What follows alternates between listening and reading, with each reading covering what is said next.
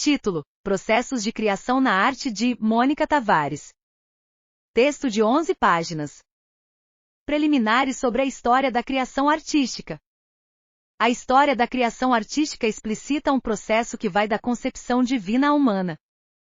Com base em Platão, sabe-se que é no entusiasmos conceito para a inspiração divina, a exaltação criadora, a possessão pelos deuses que o artista, fora de si, torna-se o medium ou porta-voz da divindade.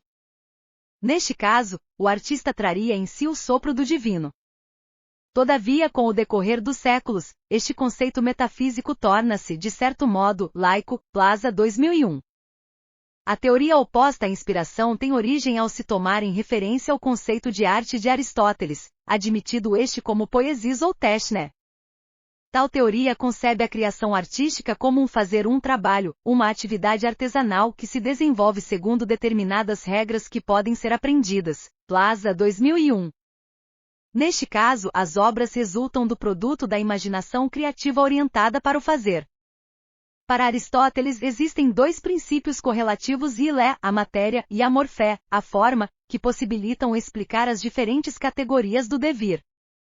Além destes dois princípios de atividade intrínsecos que embasam a solução aristotélica ao problema do ser e do devir, aparecem dois outros, o motriz e o final, com os quais fica estabelecida a doutrina das quatro causas: material, formal, motriz e final. Conforme a doutrina aristotélica, para se obter a explicação dos fenômenos, deve-se conhecê-los mediante as suas causas. A primeira delas, a causa material, designa a matéria de que uma coisa é feita. A segunda, a causa formal, caracteriza que uma coisa havia de ser, o seu modelo, a causa imaginativa. A terceira, a causa motriz, é aquela que por sua ação física produz o efeito, é a causa do que foi mudado, a ação eficiente física. Em quarto lugar, aparece a causa final, que se entende por aquilo pelo qual o efeito é produzido, a finalidade proposta pelo artista.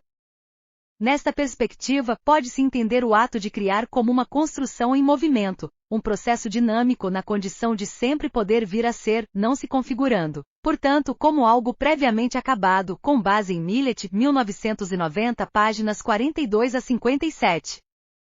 Assim sendo, essa construção-criação dar-se-ia, então, a partir de um suporte, que é a causa material, combinada com uma ideia modelo imaginativa, que é a causa formal, que operados por uma ação instrumental, física, técnica e eficiente, a causa motriz, tem por finalidade gerar um produto dirigido a um fim, com causa final.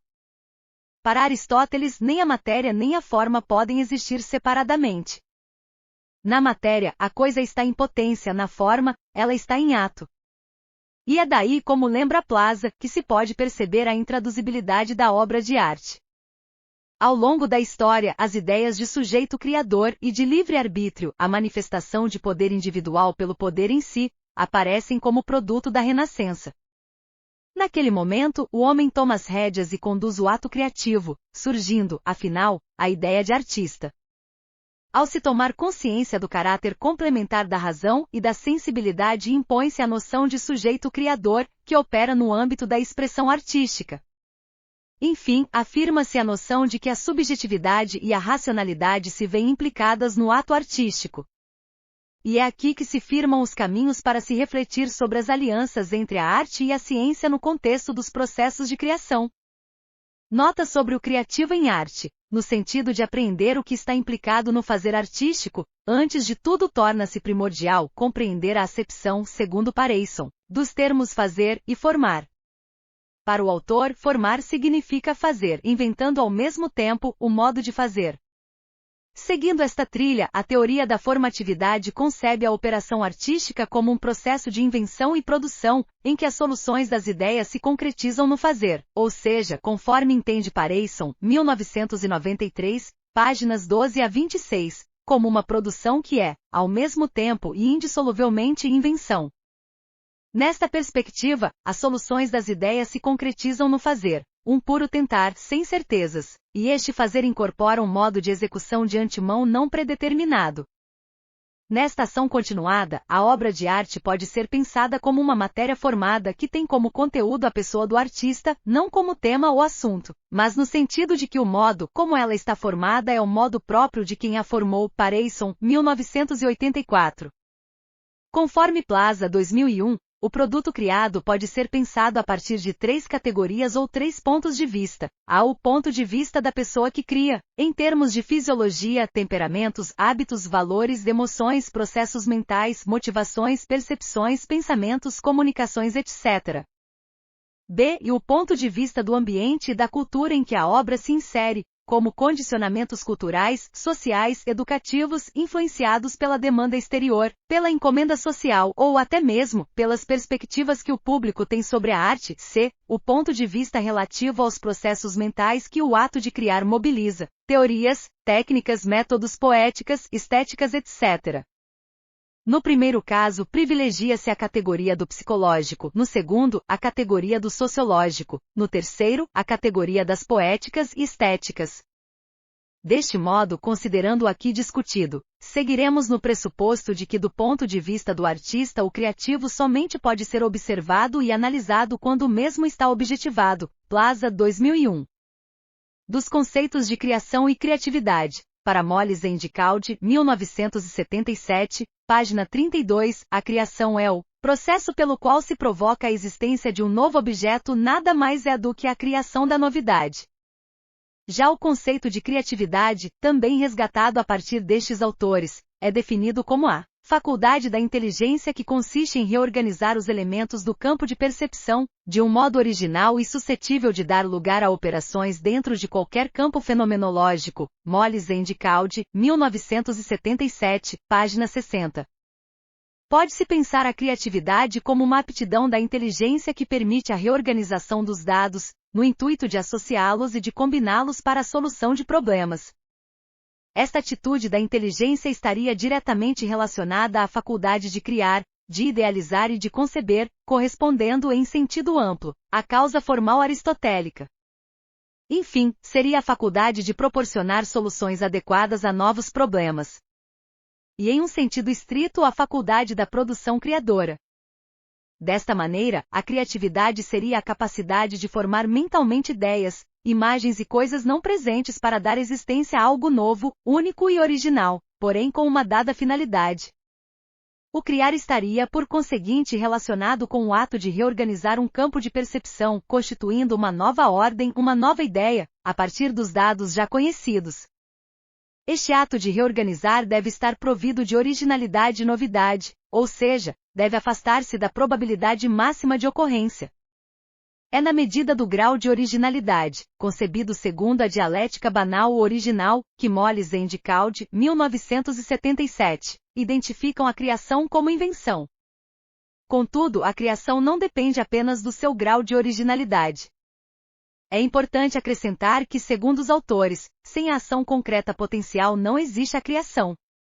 Logo, é a possibilidade concreta de uma ação adequada sobre um fenômeno qualquer que confere valor ao trabalho da criação. Assim sendo, o esquema criativo mais geral que determina a produção artística se caracteriza por realizar a passagem de um repertório para um produto, na pressuposição de que todo produto artístico constitui-se em uma ordem nova a partir de um dado repertório. Tomando-se a ideia de criação como algo não metafísico, entende-se, por conseguinte, que qualquer informação nasce de seleções anti-alternativas. E é assim que o problema da decisão liga-se intimamente ao problema da criação, da invenção, da originalidade. O pensamento criador. Para Arnhem, 1989, o desenvolvimento do pensamento criador envolve dois processos cognitivos, a intuição e o intelecto, concebidos como procedimentos da mente para aquisição de conhecimento.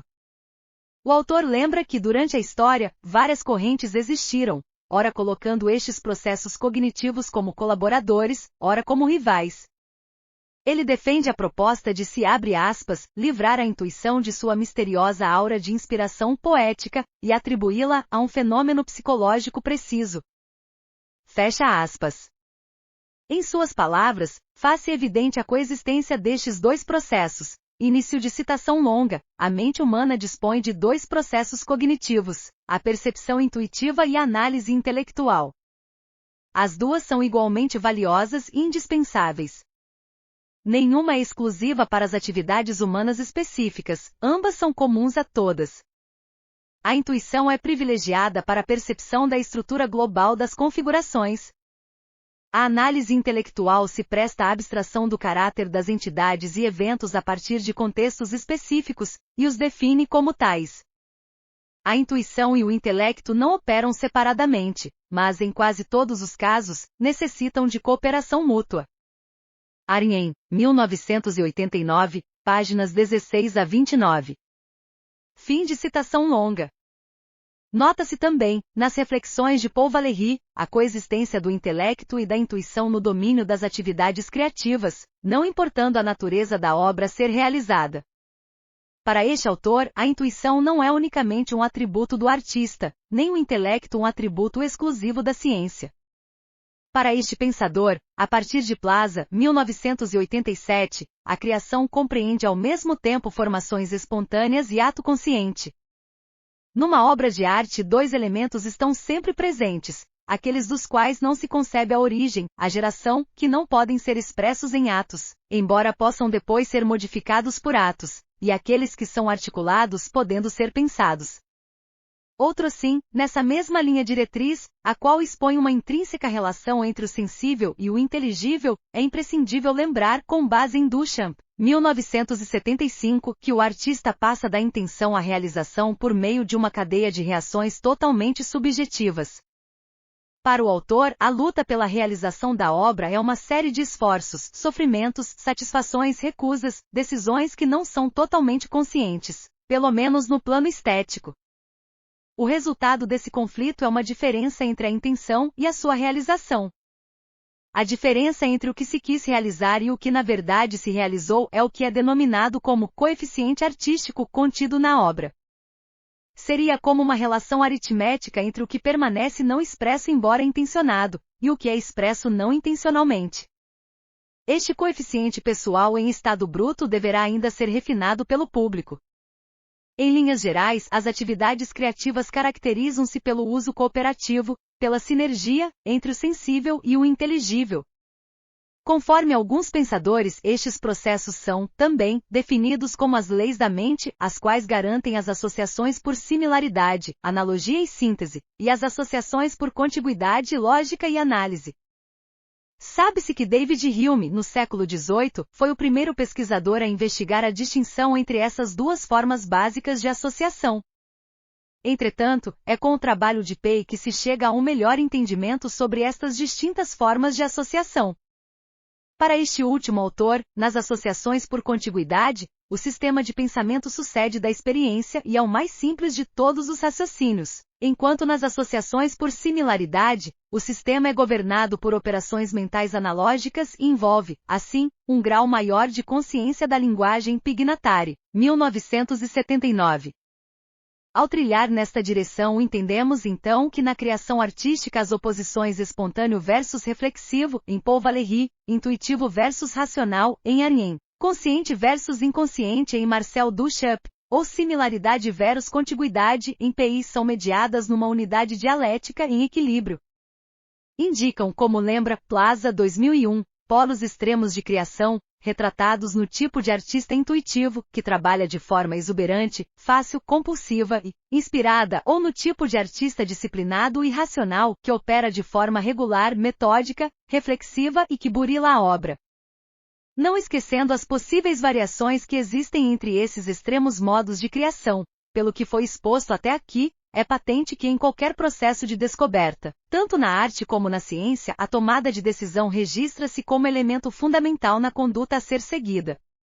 Isto implica que as soluções são regidas pela postura e pelo significado pretendidos através do estilo pessoal e cultural daquele que inventa.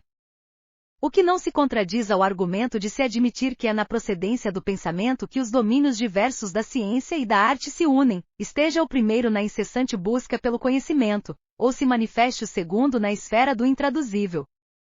O processo de criação, seja na arte ou na ciência, o ato criativo não é, necessariamente, um processo contínuo. Renova-se sempre e admite feedbacks alimentados pela atividade experimentadora e pelas ideias criadoras. Estudos os mais diversos relativos ao processo criativo consideram a existência de fases. Sabe-se que mesmo se apresentando separadamente, estas fases não se manifestam de modo isolado na prática. Em conformidade com Wallace, 1970, página 91 a 97, e segundo Moles, 1971, páginas 161 a 167, bem como Arietti, 1976, páginas 14 a 20, admite-se a existência de diferentes fases que, apesar de logicamente separadas, só raramente se mostram distintas na prática. Pode-se assim distinguir 6 etapas não estanques, no desenvolvimento do processo criativo: a apreensão, que é a proposta de um problema, a preparação, que é a constituição do repertório, a incubação, que é sua forma aberta, a iluminação, que é sua forma fechada, a verificação, que é a articulação da fase de ideação e concepção inerente ao homem com a fase de realização técnica, como inerente aos meios e linguagens utilizados, em que ocorre a manipulação dos elementos através de técnicas visuais e, por fim, a comunicação, que é a inserção do produto no social. No entanto, ao se mostrarem assim distribuídas, possibilita-se melhor compreensão e entendimento lógico do processo.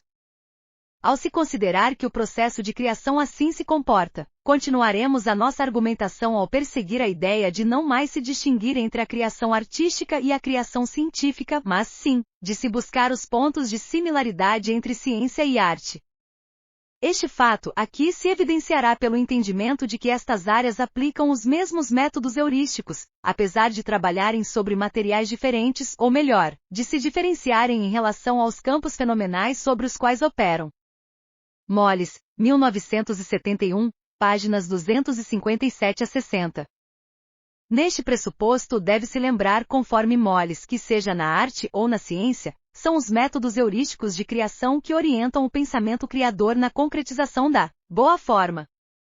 Enfim, é o que trataremos logo a seguir: os modos de operar, a depender do percurso estabelecido para o alcance da solução do problema. Existem modos específicos de criar, modos peculiares de operar, fundamentalmente determinados pelas idiosincrasias de quem cria e, circunstancialmente, influenciados pelos materiais e campos fenomenais sobre os quais se opera. Daí não se deve pensar, como diz Moles, 1971, página 257 a 60, na distinção entre criação científica e criação artística, mas sim deve-se investigar a ideia de uma criação intelectual. Para tanto, cabe estudar os métodos heurísticos de criação, admitidos estes como a trajetória pela qual se chega a um determinado resultado, ainda que essa trajetória não tenha sido estabelecida anteriormente de maneira deliberada e refletida. Nesta perspectiva, apreender os diversos modos de operar significa investigar os métodos heurísticos envolvidos nos distintos processos de criação, considerados estes como os percursos que a mente realiza para atingir a invenção. No contexto da heurística, quando eureka é igual a achar, considerada está como a ciência que estuda a metodologia do descobrimento, o método é visto não como uma série pré-determinada de operações, tal como seria um algoritmo de computador, mas sim como um processo mental que permite fabricar algo novo. Não se deve esquecer que os fatos artísticos são processados levando em conta o livre-arbítrio de quem cria. Logo, é possível mudar de caminho de forma não prevista, ora mudando de método, ora incorporando vários, dando margem a específicas singularidades criativas. Assim, para se poder ir de A a B, pode-se fazer qualquer trajeto que se particularizará em função das vivências daquele que cria e, logicamente, dos limites dados pelos meios e linguagens utilizados.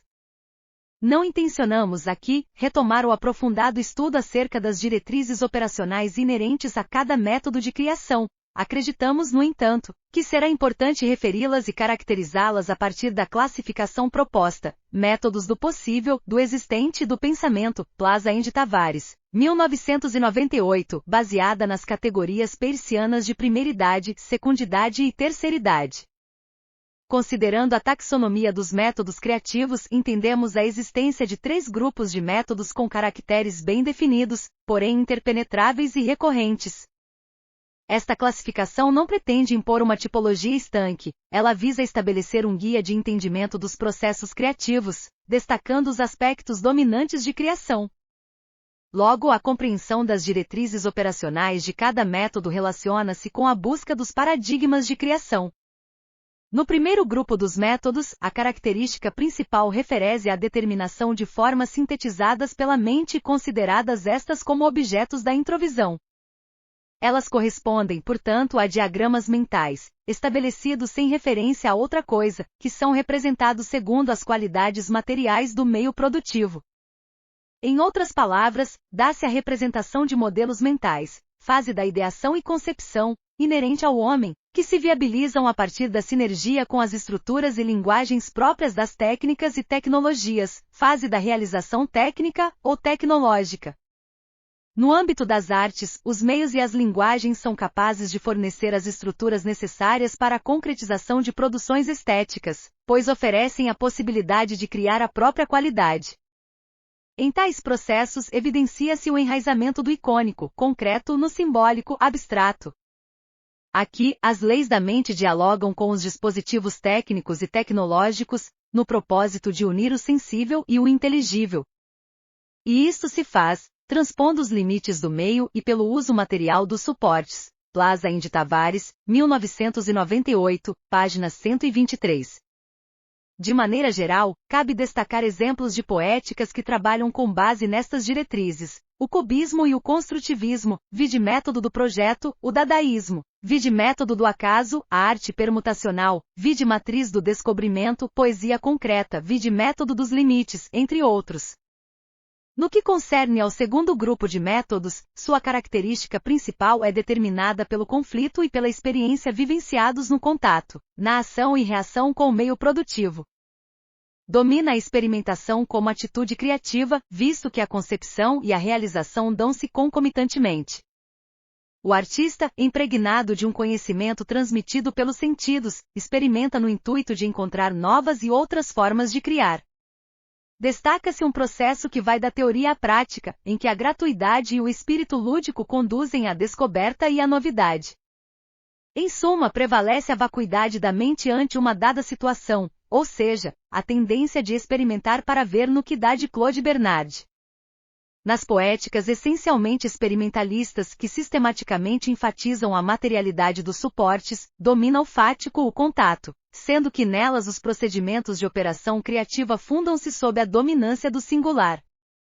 Referências que bem retratam os percursos de criação deste grupo de método encontram-se nas frases de Picasso: "Eu não procuro, acho", e mesmo na de Jorge Luiz Borges: "Procura-se pelo prazer de buscar".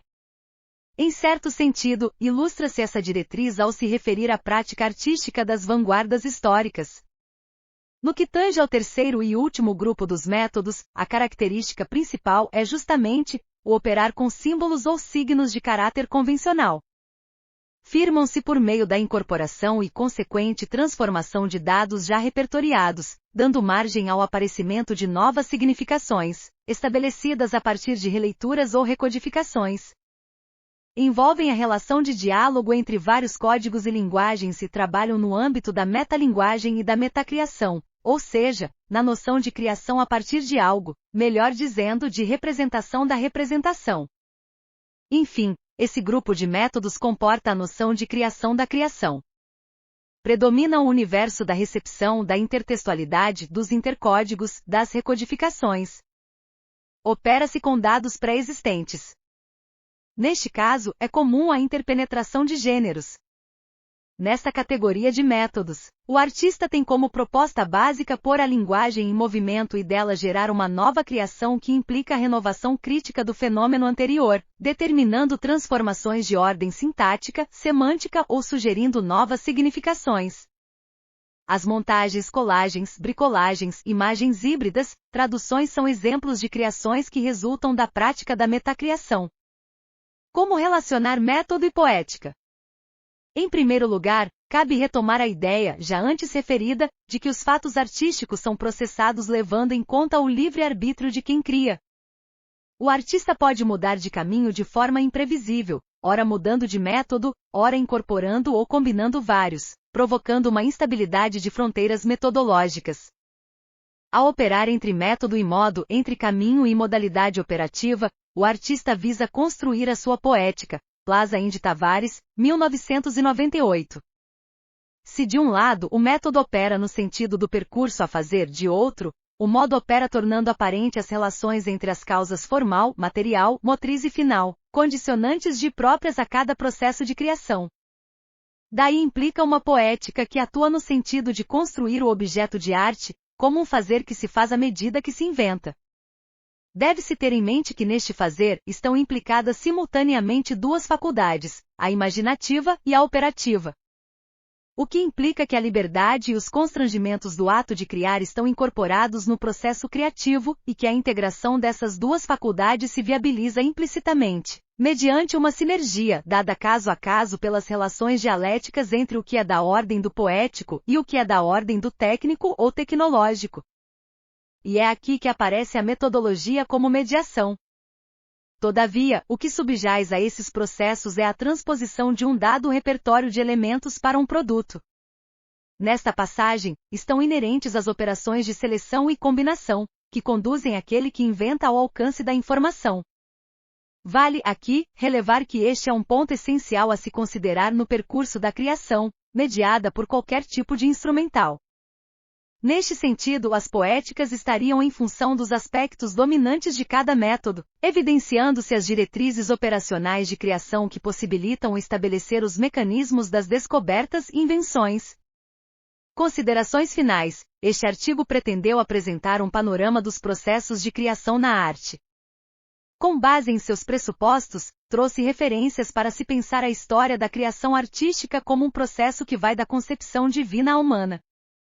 Nestas bases, admitiu a obra de arte como matéria formada que tem como conteúdo a pessoa do próprio artista. Destacou a perspectiva de que a produção artística se efetiva por realizar a passagem de um dado repertório para um produto, atentando para o fato de que as atividades criativas caracterizam-se pelo uso cooperativo entre o que é da ordem do sensível e o que é da ordem do inteligível. Ao enfatizar o conceito de criação intelectual, considerou que são os métodos heurísticos de criação que orientam o pensamento criador na concretização da boa forma. Ao supor o método como a trajetória da mente para alcançar a invenção, buscou identificar distintos modos de operar com vistas a caracterizar específicas diretrizes operacionais de criação, as quais trazem, em suma, a busca para se entender os diferentes paradigmas de criação. Enfim, propôs que ao trabalhar entre método e modo, o artista constrói a sua poética como resultado de uma operação que torna aparente, de um lado, as relações entre as causas formal, material, motriz e de outro, evidencia os caminhos de criação, as trajetórias da mente, regidos pela postura e pelo significado por ele pretendidos através do seu estilo pessoal e cultural.